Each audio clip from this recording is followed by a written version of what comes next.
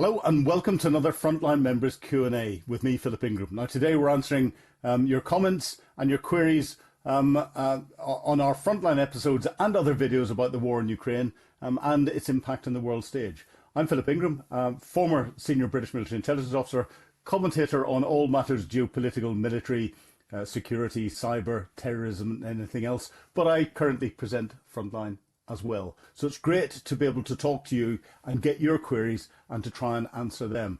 Of course, these are my opinions based on my experience and everything else. So feel free to disagree with them and come back at any stage and correct me. First point comes from Marty. Marty, you say the oil price was on a nice trajectory downwards, and with Ural crude being cheaper still, Russia was barely breaking even with their production cost per barrel. Another reason Iran must be stopped from blocking the Straits of Hormuz, surely. Marty, you're 100% right. Your Straits of Hormuz, 20% of the world's liquid natural gas, 20-25% of the world's crude oil comes out through there, most of it heading for the Southeast Asian markets. So any interruption that will not just impact the global oil and gas prices, but impact goods prices coming out of Southeast Asia, and therefore we will see an economic hit. But also, as you hint, any increase in the oil price and any easing of the sanctions, and we're starting to see this with the Americans granting Indian refineries a 30-day waiver from any issues to do with refining Russian oil. We're going to see more money going into Vladimir Putin's back pocket so he can continue to fund his illegal war in Ukraine. This is not good.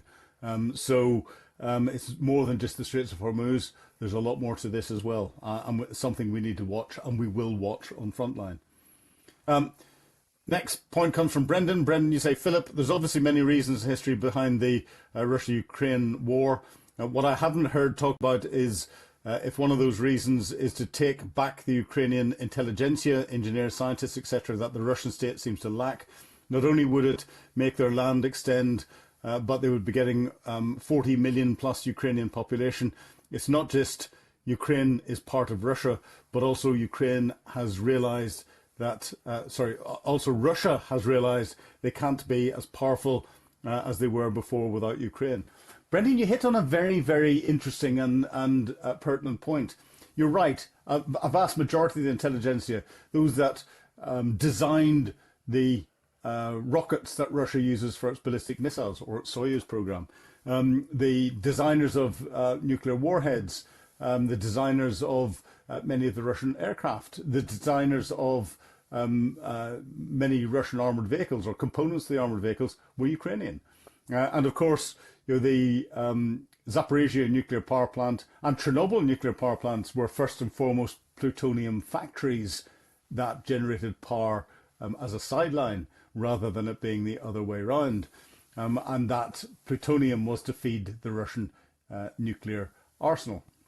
And I think you're right in that there hasn't been enough commentary on it. If we go back to even before 2014, if we go back to 2003, Vladimir Putin in a speech described Ukraine as little Russians. He doesn't see there being a difference ethnically between Ukrainians and Russians. He doesn't see Ukraine being a separate country. He sees Ukraine as being part of a wider Russia. Does that mean that he wants to absorb Ukraine and just call it Russia? No, he wants Ukraine to be a puppet state like Belarus, and part of what he wants is the old Soviet Union back again with him as the Tsar at the center of it.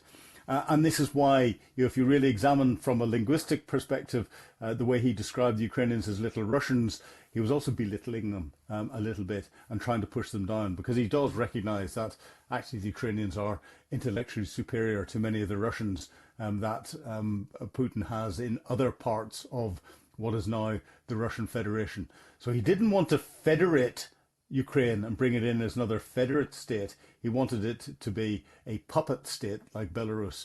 And yes, that's something that we do need to examine more, and the implications of that, because he's lacking a lot of those scientists himself. Whether they'd have cooperated with the Russians, I doubt it. but thank goodness he didn't achieve his initial objectives of capturing Ukraine, because he's not going to do it now. Simple. Next point comes from Astro. And Astro, you say it seems Trump has washed his hands of Ukraine. He sees no opportunity for money or glory. He does nothing to pressure Putin and merely makes demands for quick capitulation by Ukraine. Trump wants a jiffy solution as the American primaries begin, I guess. Astro, you're sort of right. But I think Trump is still making a lot of money economically out of Ukraine. He's not donating weapons, but Europe is buying US weapons. So that money, European money, is going into US defence industries. Those defence industries are increasing their capacity. That increased capacity can support the supply to Ukraine, but it can also support US actions into Iran and the Middle East, and preparation and rebuilding of stocks and everything else. Should that money dry up, that European money dry up, and Ukraine not get supported, then we're talking of billions of dollars going out of US defence industry. That would then lead to those industries shrinking. And job losses at a time when the midterms are coming and everything else. So I think we're fairly secure at the moment. The political support is a different matter. And part of this is down to, I think, Donald Trump relying on Steve Witkoff and Joel Kushner to carry out a lot of the negotiations, because they are just political lightweights and very naive. And at the end of the day, Steve Witkoff sees the art of some form of real estate deal on a personal perspective, rather than seeing this from a global perspective. I think the world is beginning to realise, and Ukraine is beginning to realise, that whilst it still needs US support to a degree, it doesn't need it as much as it did earlier. And that need for US support is shrinking and shrinking and shrinking. So the influence that Donald Trump has over what's going on in Ukraine is waning. So let's see if I'm right. Please feel free to come back to me on that. Next point from Steve. Steve, any chance the Chinese will be providing military equipment, military armaments to Iran and their proxies?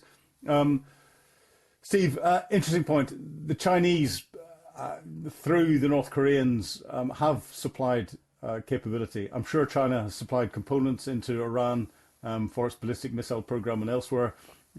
We know that the North Koreans have provided weapons and armaments into the likes of Hezbollah and Hamas and the Houthis, because they have been spotted there.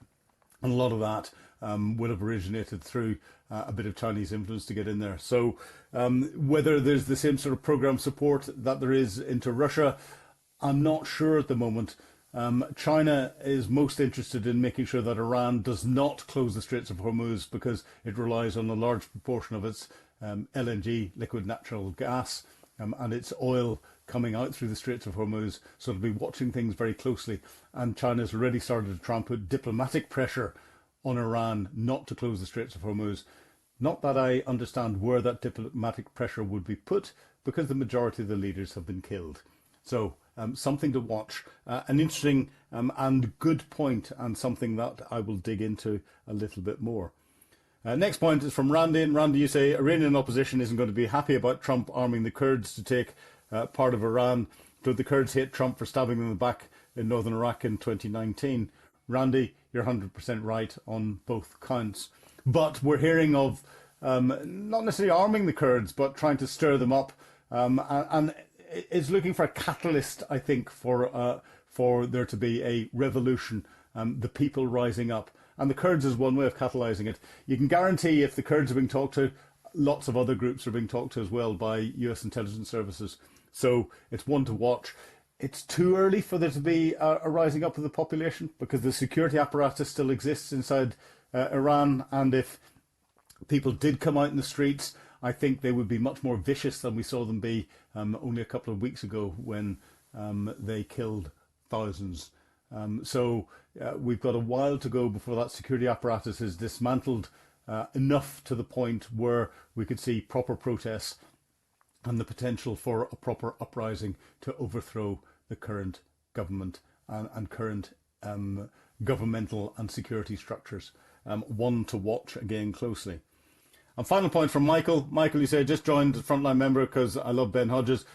Ben Hodges is brilliant, isn't he? I love talking to him. And you guys on the show, and I see that you're increasingly keeping it real. Well, of course we keep it real. That's what we're here to do, and give you long form interviews from experts in the field rather than me rabbiting on, or rather than you grabbing 2 minutes of commentary on one of the main news channels around the world, which I used to do on Sky News. You said, I was in Moscow in '89 before the wall fell, and I can tell you that the wonderful Russians would love to see a regime change. Right. Michael, I know some Russians. I've worked with the Russians very closely. I have and had some very close friends who are Russian, and the Russian people are lovely. They do not represent the Russian regime and live under fear because of it. So again, I think, and I thank you for your point, it's important to recognise that the majority of the Russian people are decent, law-abiding individuals who want to see Putin gone. They just can't say that because they'd end up in prison or worse. But thank you for bringing that point out. So again, to all of you, thanks for watching this week's question and answer. Remember, if you want exclusive access, please sign up for Frontline membership, and then you can post your questions and get those answered. But you know that because you have done.